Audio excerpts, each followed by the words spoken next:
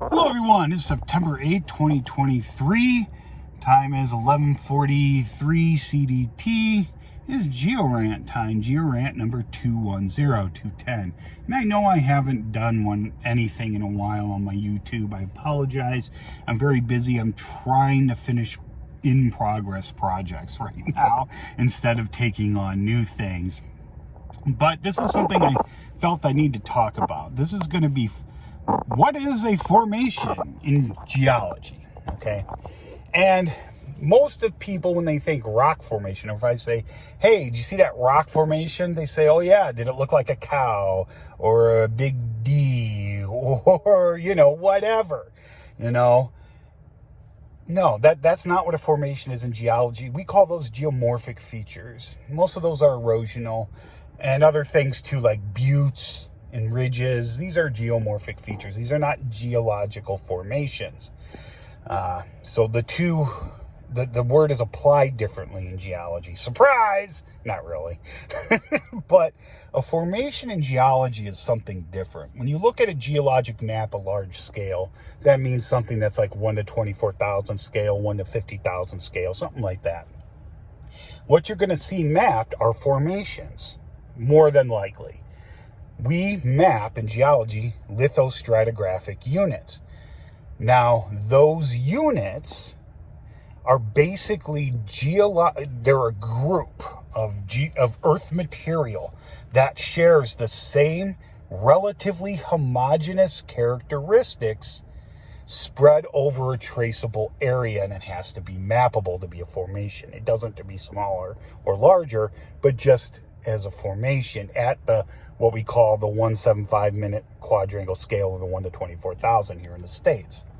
So if it's mappable at that scale, it can be its own formation. So what does that mean? Well, that means it's based off lithology, the texture of the rock, the structure, primary structures of the rock, anything like that. Is it a basalt? Is it a sandstone? Whatever. Now, you may know some names of formations and not realize it. Like if you're in the Midwest, you probably heard of the St. Peter sandstone. That is a formal geologic formation, and the names will be named after something geographical, because in geology you can't name a formation or any geologic formal unit anything you want. It has to follow North American Stratigraphic Code. So the formation, and they can go underground, they can form synclines and all of that stuff. They can continue over the area of a region like the St. Peter sandstone over many Midwestern states, or they can be confined to a county. It doesn't matter. The scale, as long as it's mappable, it's fine. Now, that's a talk for another time, what that actually means. But that's what a formation is in geology. It's lithologically distinct from any units above or below. Now, some formations were named a long time ago, and we found out as we continued laterally through drilling or whatever, that they changed into, like, say, a sandstone graded into a limestone. Those might still be the same formation. They might extend it, but they'll break it out into members.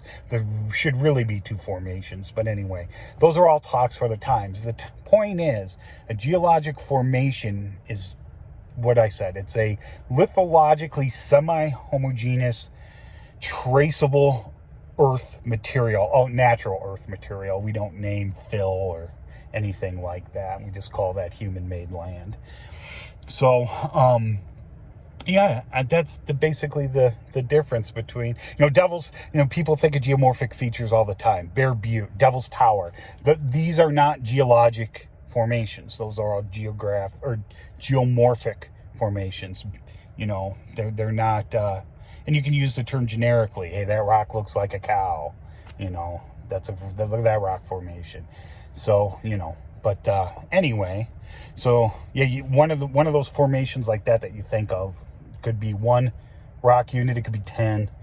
It all depends, on the size and scale. Anyway, that's it. If you have any questions or comments, or if you need more clarification, because that was really from the hip, leave comments below. I'll be happy to answer.